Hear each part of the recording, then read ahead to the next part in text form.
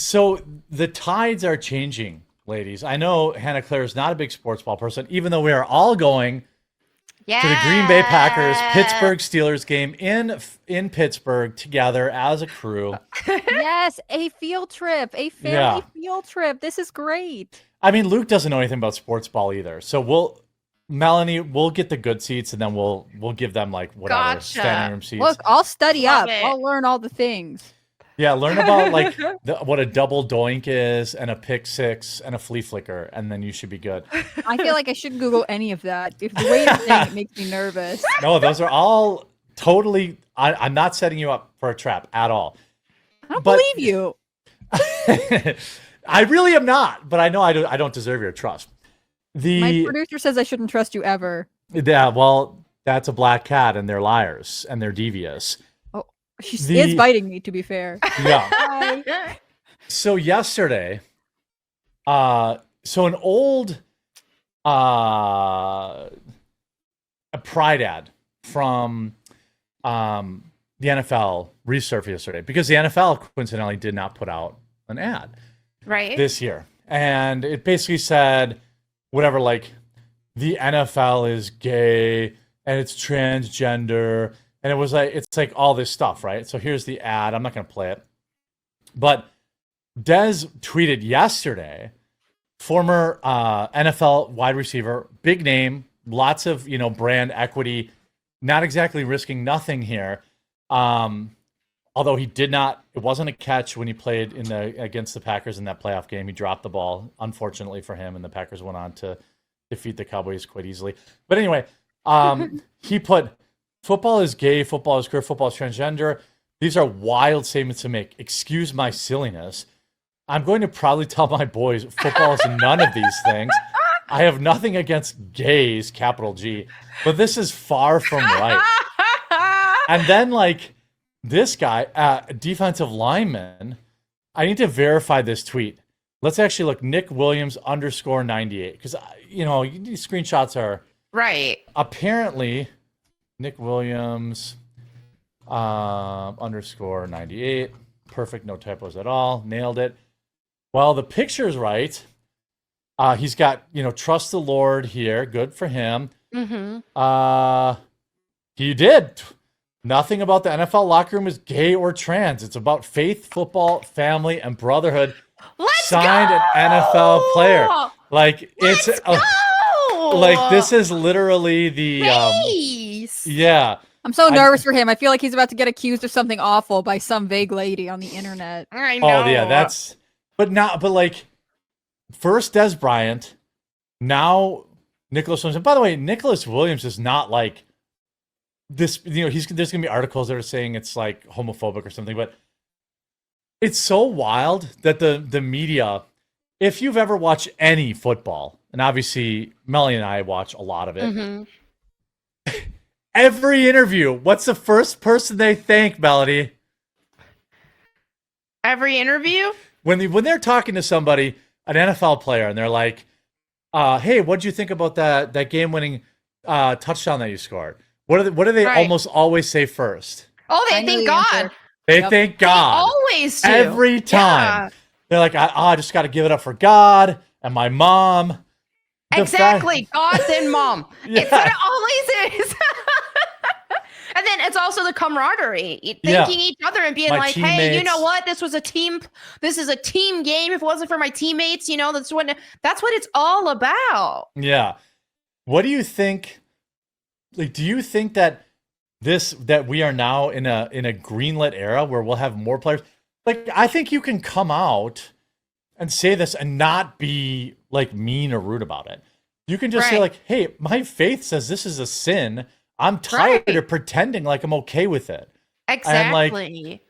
And like, I would argue that 80% of the NFL is very, at least they say. Well, the majority, because there's a bunch of black people in the NFL, and 80% or more of blacks in America do identify as Christian. Right. So yeah, it's the NFL players are heavily Christian, or at least claim to be. So But I think this is one of the challenges with like Christian traditions not staying strong in the things that they believe. Like sometimes in a warped sense of good faith, you'll see like the churches with pride flags, right? Like they're like, we welcome everybody and everything's okay. And that's actually changing your doctrine to meet modern times. But it also gives someone else who's like if Melonie would be like, well, like this is part of my faith, this is what I believe, say it super calmly, say it respectfully, whatever.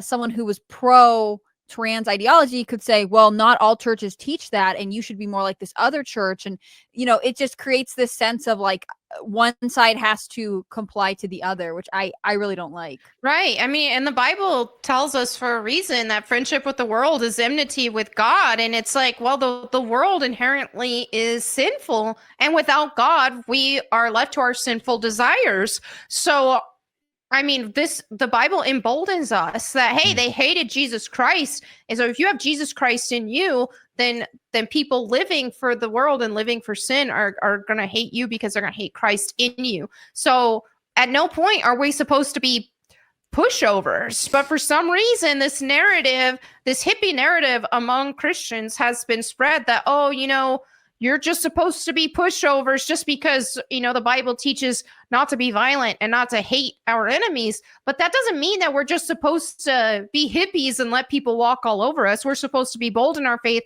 and we're supposed to call out evil as well. Well, I wonder why they don't have the same expectations of Islam. Here's Khabib. Yeah. I'm never going to get his last name right.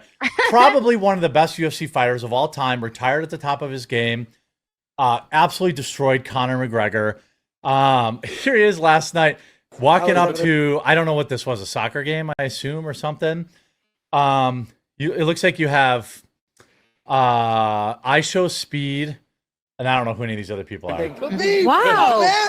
How are you guys? You okay? Legends here. But, hey. How are you, sir? Nice to meet you. Welcome to the show. Boom! No handshake for you, lady.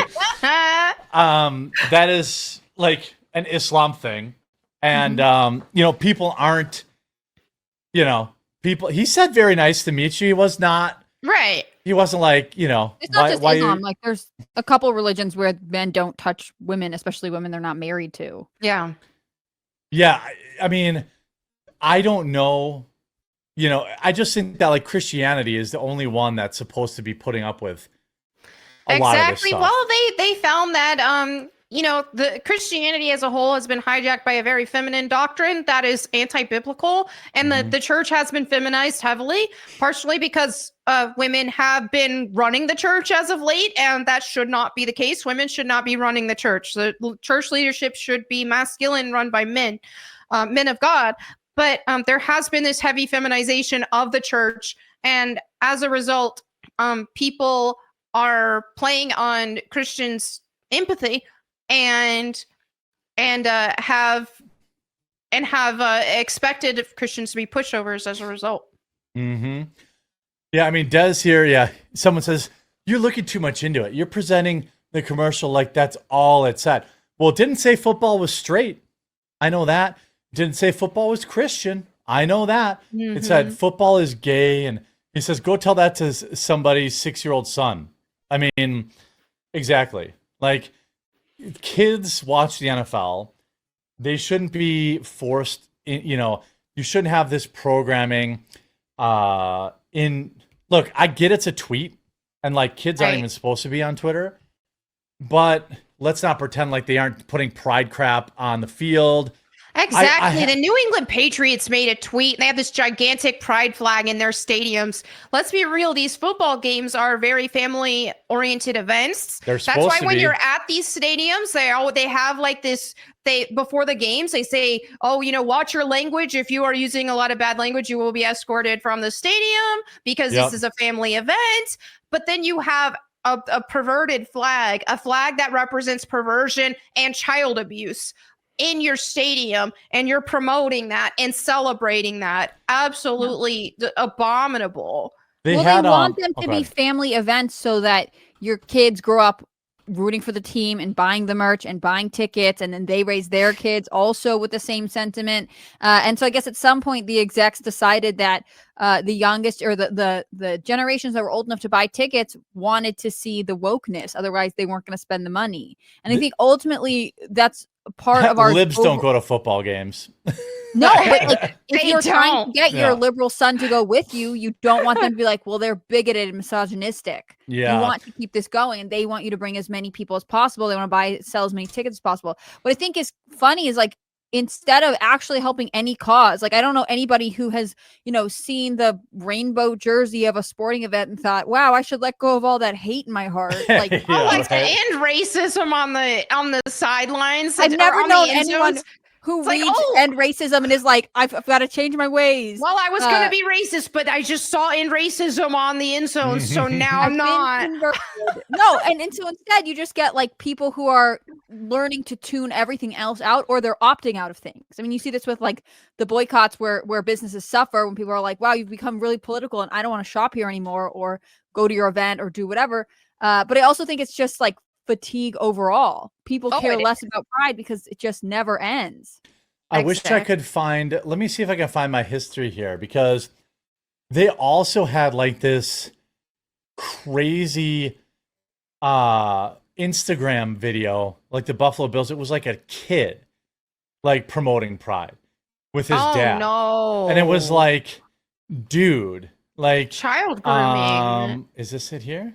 Why can't you just let kids not be part of your political messaging or no, the kid was, they were clearly implying that the kid was gay, because they were like grooming. slay queen, make sure you go to the Buffalo Bills with the whatever, like that's what it was. Can you see like your Instagram straight up history child abuse?